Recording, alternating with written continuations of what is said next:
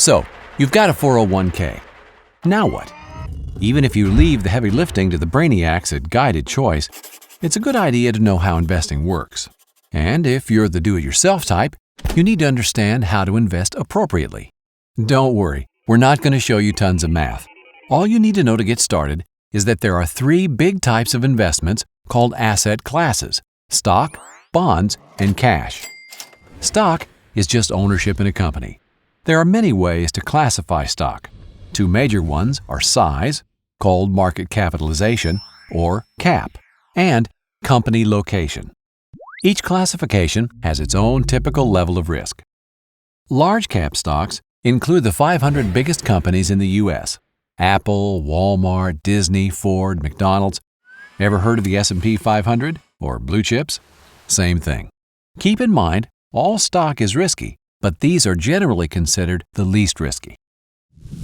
Mid-cap stocks include roughly the next 400 companies by size, smaller but still fairly well established. They're considered riskier than large cap. Following large cap and mid cap, take the next 2,000 companies and you've got small cap stock. While they have potential for greater growth, they also have the greatest risk. Then there's international stock, ownership in companies located in developed nations outside the U.S., like BMW in Germany and Sony in Japan. They carry about the same level of risk as U.S.-based large-cap stocks. The highest level of risk is found with emerging market stock. This is stock in companies located in developing nations like India, Mexico, and Russia. There are two ways to make or lose money in the stock market. You see, when you own a stock, you actually own a piece of a company, and as the value of that company increases, the stock price goes up. But if the value of the company goes down, the stock price goes down too. These fluctuations determine the amount of profit or loss. Another way to make money is when the company shares its yearly profit with you in the form of a dividend. Stock prices can go up or down dramatically for all kinds of reasons. As a result, stocks are the riskiest types of investment in your plan, but over a long time, they can also be the most rewarding. Next up, bonds. Bonds are just a loan to a company or government. They borrow by selling a bond, which is simply a promise to repay the buyer in a fixed number of years at a fixed interest rate. When you hear about the U.S. government borrowing money, have you ever wondered who they borrow from? Chances are, it's you, through the investments you make in bonds. If interest rates go down after you buy a bond, its value goes up. If interest rates go up, then your bond value will go down. How much the value goes up or down with a change in the interest rate depends on how long the bond is. The longer the bond, the more risk, as the more the value will go up or down with interest rate changes.